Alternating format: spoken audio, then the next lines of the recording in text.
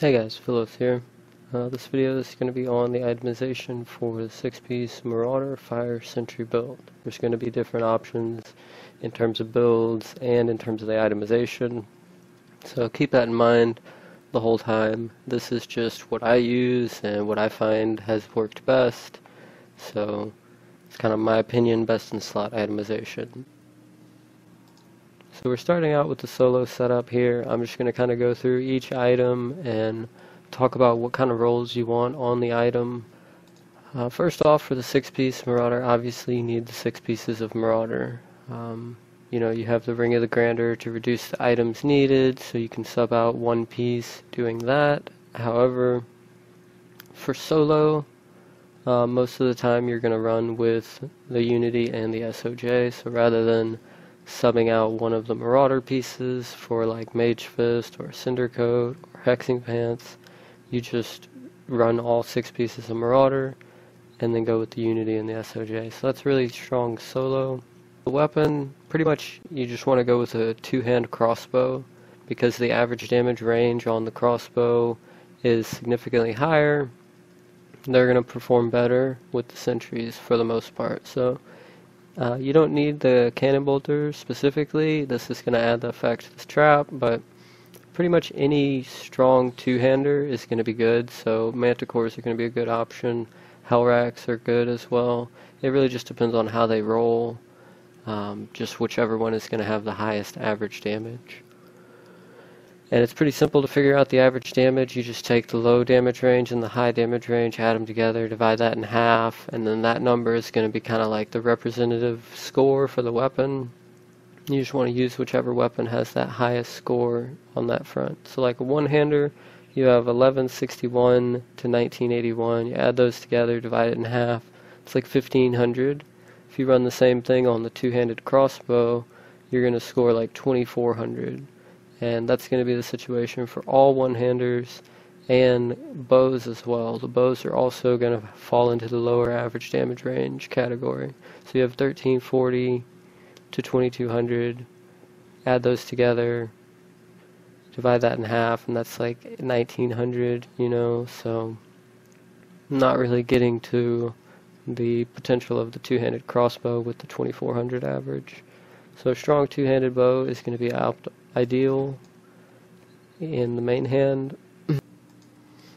And for the rolls on the weapon, from what I can tell, from what I've gathered, the percent damage is doing better than the crit damage. So I have like a manticore here, which is comparable damage range. Like if you look at the primary damage range, it's close to the same. The only real difference between these two items in terms of damage potential is the one has crit damage, the one has percent damage. And the percent damage performed a lot better for me. It's going to depend on your stats a little bit, but most of the time the percent damage is going to do better. For the quiver, you have the Bombardier's Rucksack. This is going to be hands down the best possible item for the slot. It's going to double the amount of sentries you can have, making it so that you can have 4 sentries instead of 2, and removing the need for custom engineering or whatever. So rather than using custom engineering to get 1 extra trap or 1 extra sentry, you just run the rucksack and get 2. On the rolls here, obviously the only useful secondary that you can get is discipline, so that would be choice.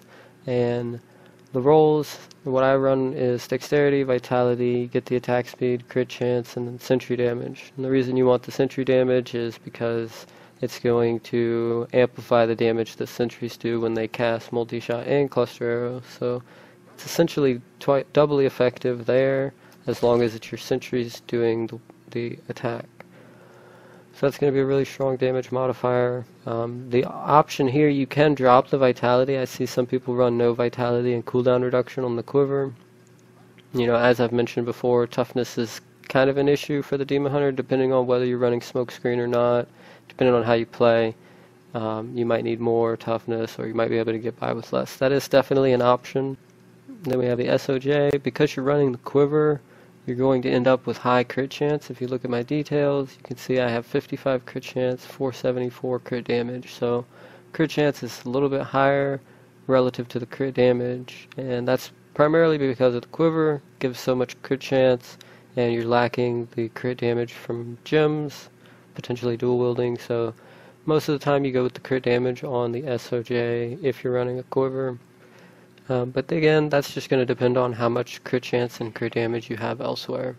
Crit damage there, fire damage, standard rolls here. You got the Harrington, again, Dex, Vitality, all res, life percent. Option for the belt, you can also run the Witching Hour. It is a very solid belt. The problem here, again, as I mentioned, toughness, but that is definitely an option. Witching Hour is a really strong belt.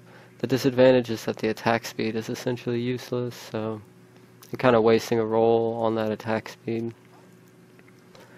So that's the belt, and the ring over here we got the Unity.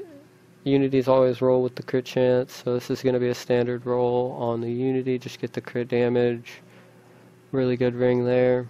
Got the Reaper wraps for the bracers, standard fire damage, dexterity, vitality, crit chance.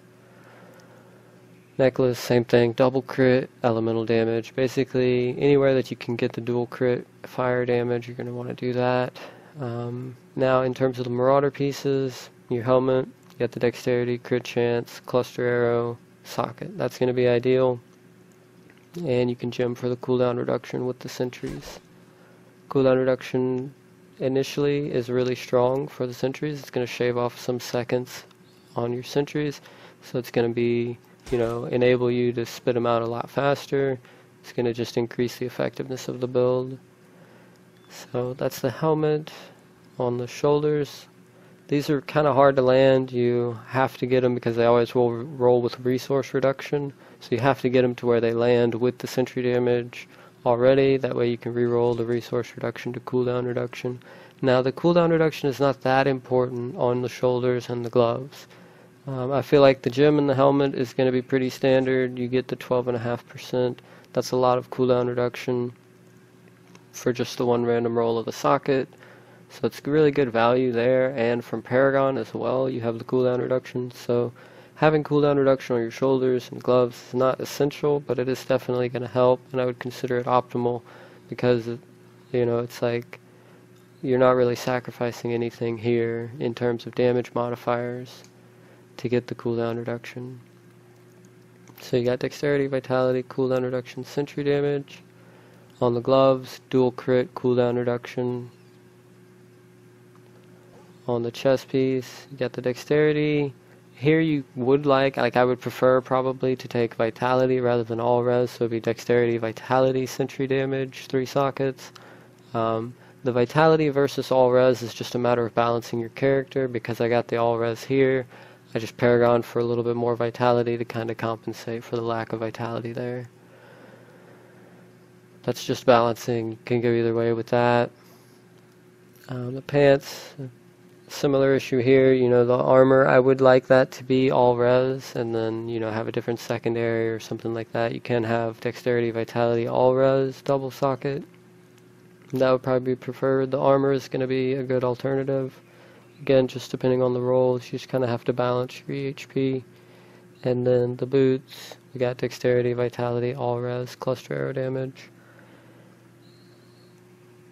And you just get your Paragon for movement speed. You don't need the movement speed on your loot. You just, assuming your Paragon 200, you can get all your movement speed here, and then you have the ferrets giving you 10%. So you actually don't even need quite 200 to get the full movement speed. Assuming that you have the 6-piece Marauder, you're going to get the ferret movement speed bonus here.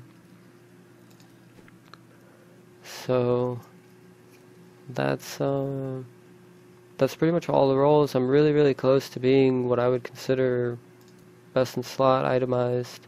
And you can see that I have no attack speed whatsoever. Like literally, the only attack speed I have is from my quiver, and then a few points from Paragon. I have very low value for the attack speed. It doesn't really help much.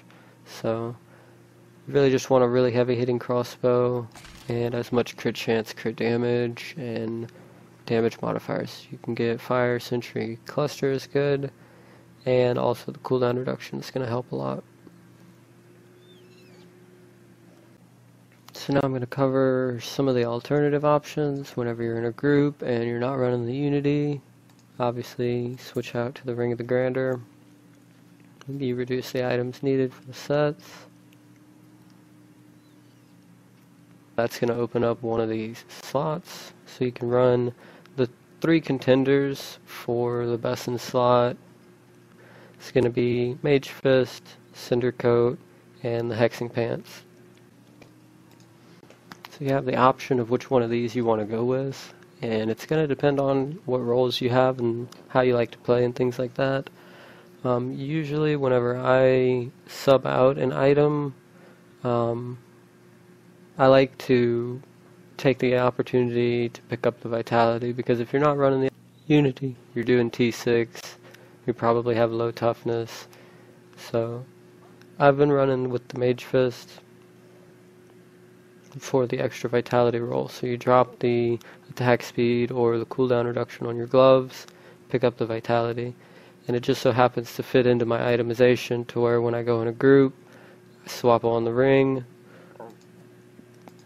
swap on the Mage Fist, and I gain a bunch of toughness, and then I'm able to, that kind of compensates for not having the Unity. And then in solo, I just run the Unity and drop the Vitality for cooldown reduction on the gloves, get a little bit more cooldown reduction, and they all do really well. The performance is very, very comparable. The exception is going to be the Cinder Coat. The damage potential with the Cinder Coat is going to be a lot higher. However, you do sacrifice some toughness to get this effect. And personally, I don't really like it. I don't find that it's effective enough to justify the lack in toughness, but some people like that setup, so kind of explore the options and see what you like. So the Cinder Coat is going to be good for the resource reduction. It's going to allow you to cast more cluster arrows yourself. It's going to help you to clean up the remaining monsters, to make your sentries move to the next target sooner, things like that. And it's going to allow you to cast more of everything. Assuming it's all fire based, the resource reduction really goes a long way. So, however, the fire damage counts as a primary on the Cinder Coat, and the Mage Fist it doesn't. So the Mage Fist you get 4 primary and fire damage, whereas on the Cinder Coat you just get fire damage and then 3 primary. So you drop out that primary roll for the resource reduction basically, and the resource reduction is not that effective, so I usually just run with the Mage Fist. And the main reason I choose to do this is because rather than losing toughness by switching to the Cinder Coat, I'm actually gaining toughness by switching to the Mage Fist, because I swap the resource reduced cooldown for the Vitality roll. So I gain a bunch of toughness whenever I switch these gloves, and that's going to help me, compensate for not having the Unity, do a little bit better on T6 without smokescreen in a group. And the hexing are going to be kind of like a balanced option, but you have to make sure that you keep moving, and it's relatively easy to keep this active. I'm just not a real big fan of having that requirement, and because anytime you do stand still for a moment, you're losing damage. So, and you don't really gain anything outside of the resource generation, which again is not really that big of an issue for the build. So I usually just run with the Mage Fist, scoop up that Vitality roll, get that extra EHP. You do lose a little bit of the cooldown reduction, so in the group I only have 27, whereas solo I run 32, but that's a small trade-off for the extra toughness, which is going to help. Depending on the group, if you have a barb with a shout or a monk with a mantra, it's going to help your toughness. You might be able to get by, with a Cinder Coat or something, depending on the group comp, because it's not that big of a difference in the toughness loss. You could definitely compensate for the toughness loss. Another option worth mentioning is going to be the strong arm bracers. You can incorporate some sort of knockback, either with the vault, rattling roll, this is going to have a knockback, so you can trigger the strong arms through that, or if you don't have a cannon bolt or you're not running the spike trap, you can run the stampede here to trigger the knockback. So I have gotten some people that have suggested they like this setup, so they run the strong arms and the Rain of Vengeance with the knockback, or the vault with the knockback. I don't particularly care for this setup. I like the ability to generate the hatred actively through health globes, so I prefer the Reaper wraps, but it's definitely a strong combination there. There is synergy between those items, and in general with the build, the hatred isn't a big deal, so you're not really spending much of your resources, but at the same time you don't really have a way to actively generate resources, hatred or discipline. So there's that. But again, at the end of the day, the performance of all of them, you know, doing timed runs on the rifts, they all do very similar over the course of time. Samples, you know, large sample size. The average clear time is very, very similar with all of these setups. Even, you know, the Unity and the non-Unity, it's relatively similar performance. The main difference is just the aggressive gameplay. The Unity enables you to run. And I hope I covered everything. I touched base on pretty much everything that I can think of. So I hope that helps you guys itemize your 6-piece Fire Demon Hunter. Just to kind of recap, cooldown reduction is going to be the best off stat. So, you know, after you get your crit chance, crit damage, fire damage, sentry damage, cluster arrow damage, the cooldown reduction is going to be the next best thing, but you don't want to prioritize the cooldown reduction over damage modifiers. So don't sacrifice crit chance or crit damage or fire damage or sentry damage or cluster damage or anything like that for the cooldown reduction. You want to get the damage first and then the cooldown reduction later. And again, you know, the gem in the helmet is already 12% and the Paragon points 10. It's going to bring you over 20% cooldown reduction straight away right there, so that's going to be a good starting point. You don't have to worry too much about the other rolls. Just focus on getting the damage modifiers, cluster, sentry, and fire damage. So that's going to do it. Thanks for watching. See you guys next time.